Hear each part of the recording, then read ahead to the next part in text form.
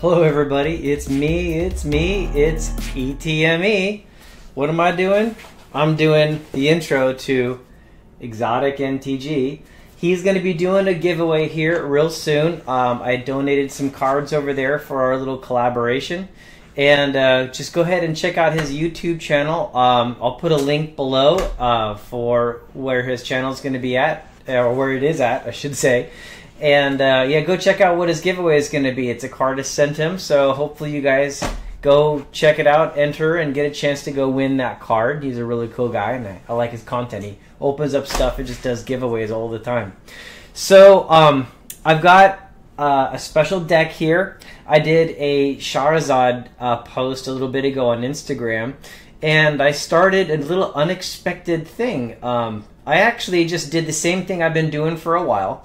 When I'm buying cards for myself, I actually go and purchase them, and then after they arrive, if like some of the cards I looked at were like really more rare than I expected, harder to find, like there's fundamentals there that show me that that card is going to be going up pretty soon.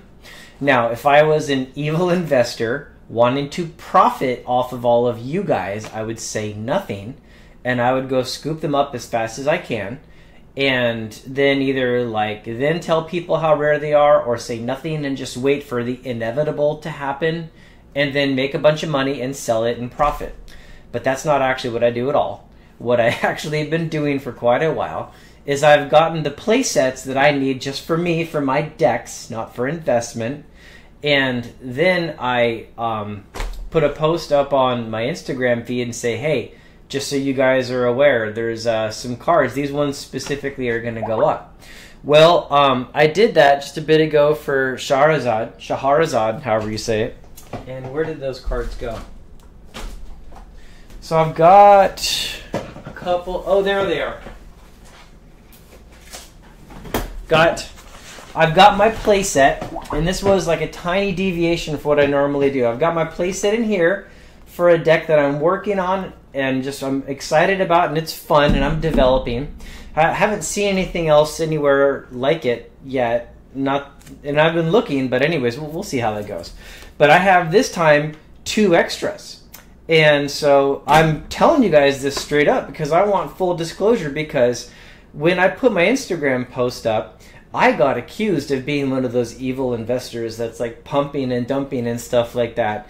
And most of the time, no, I don't buy anything extras other than what I'm using.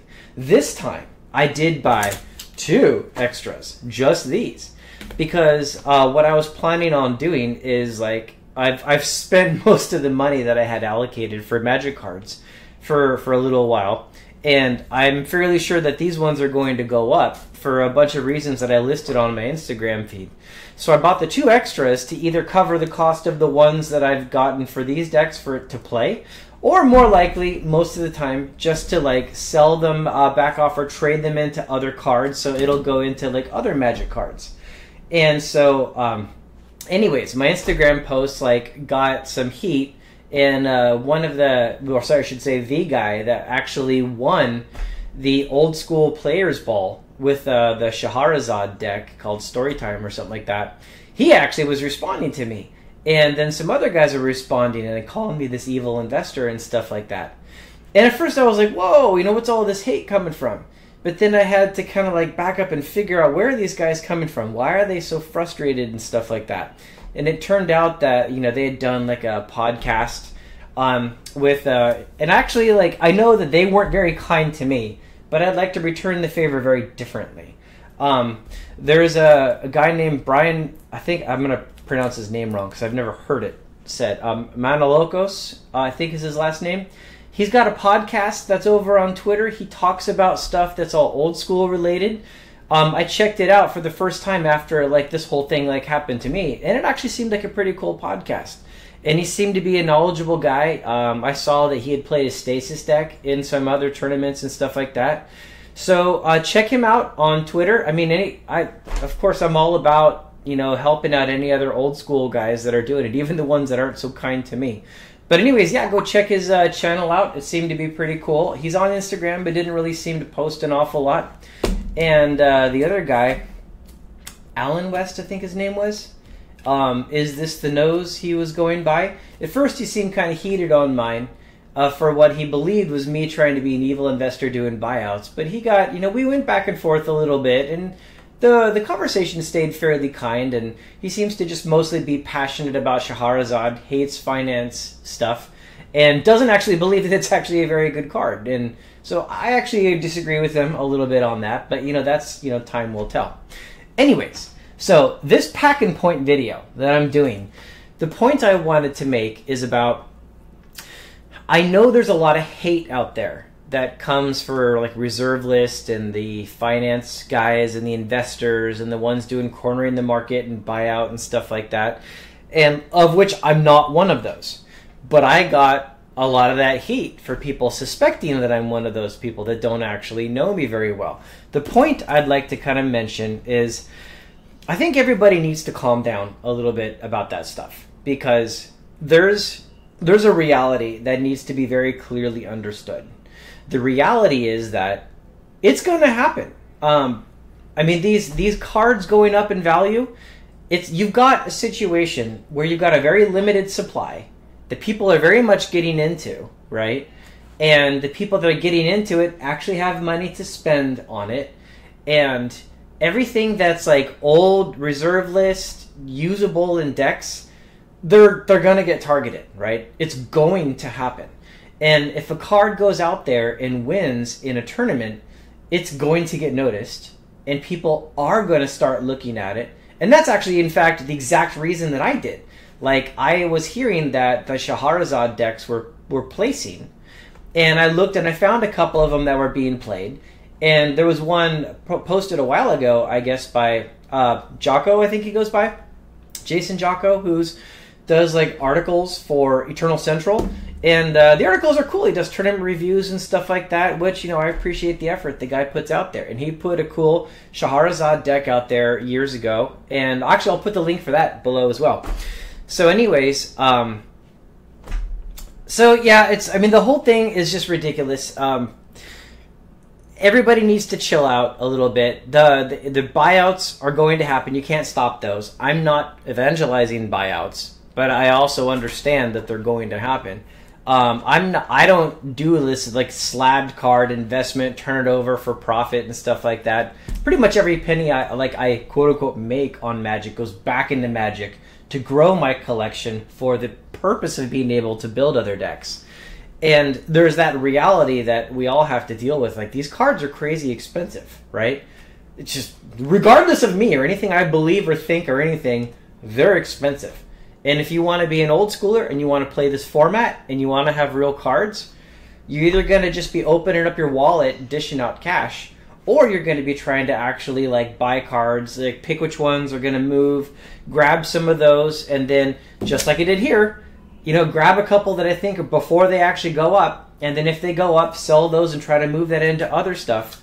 So yeah, I was called evil for that basically, but it's like, come on. Like, who out there has not seen a card that they thought is a good card and bought themselves their 4, which are here now, and probably never to leave my collection again, bought a couple of extras, and then what was the first thing I did after that? I went on Instagram and I told everyone else about it, and not for the purpose of like targeting collectors so they could go do a buyout, but for other players.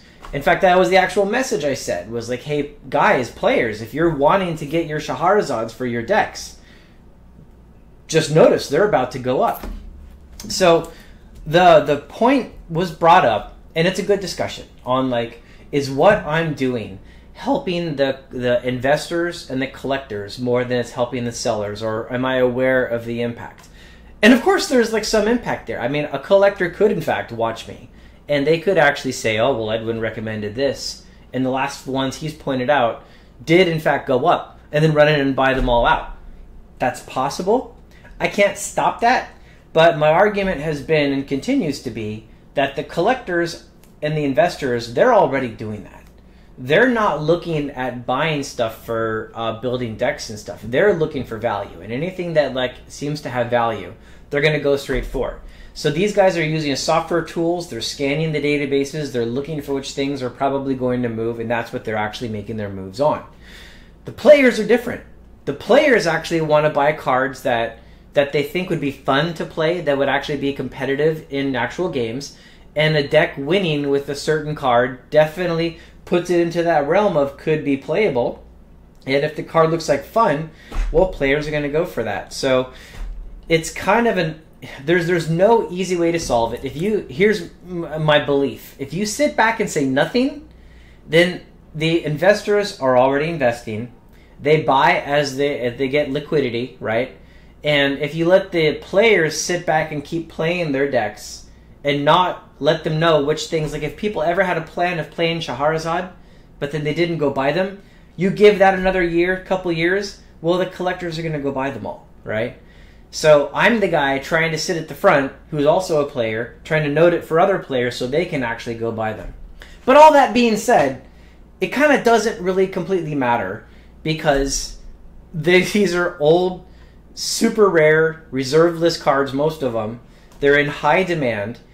And no matter what anyone says, it's not all just investors and collectors driving the prices up. It is actual players driving the prices up as well, because they're buying them for decks, like I just did. I've probably spent $20-something thousand in the last year just cash out of pocket buying cards to go build decks with and stuff like that. And a lot of other people are too. So that's actually, I think that's actually the majority of where the moves in the market have actually come from. That's that organic growth that Daniel Chang's actually talking about. So anyways, that's my point, is let's all chill out a little bit. Let's be a little bit more reserved about shooting an attack at somebody. And I hope that the people that took a shot at me just sit back, realize that, okay, maybe that was a little bit over the top. This guy is actually playing the game. He's actually getting cards for his collection, and anything that he buys is going for something else. And just realize that I don't really think that, just as much as people hate the investment side of the community, I also don't think we need people going out there and attacking each other. Because come on, man, this whole thing is done for fun. It's all done for enjoyment. Let's all be honest, man. Let's tell the truth here. These cards are going to get expensive. There's no way of getting around that. And at the end of the day, we just want to play a card game with each other. And we all know it's eventually going to get to expensive cards and proxies, a mix of those. So let's just stop yelling at each other and just go play the game, right? Anyways, so that was the point. Now, as for the pack. Got all these packs here, but the last couple ones I've opened up are like the smaller kind of packs. Today, I just want to have fun. I'm going to do something a little bit bigger. So let's actually do this Legends pack. So I might actually just pause for just a sec to see if I can change this camera angle to make it a little bit better for the opening. So I'll be right back. Okay, here we are. We're back. And as you guys can see, this is a nice Legends pack. I mean, I've been manhandling it a little bit now and messing it up, but it's Italian Legends. Let's see what's actually in it. I should have blue gloves for this kind of stuff. These ones open up so easily. Lady Orca. I think that might be the rare actually right there. And we got a Jedit, Ojanin, Urborg. I like Urborg. And Beasts of Bogarden. Is that the Evil Eye by Orms? Oh gosh, look at these. Like Kobolds, Moss Monster, and Divine Offering. Oh gosh, it's so hard to read some of these in the Italian because I'm not as familiar with all of them. Is that Flash Flood? That's another Kobold. Got the Boars, the 4/4 Boars. I think that's Wall of Shadows. Flash Counter, another Kobolds. And Clergy of the Holy Nimbus or something. I forget what those guys are called. But anyways, gosh, there's a lot of kobolds in here. Look at that. So we got one kobold, another one, and another one. Yeah, and an Urborg. I like the Urborg. I think this is the rare, but I'm not completely sure. Anyways, thanks a lot, guys, for tuning in. This has been another Edwin Pack and Point. See you later.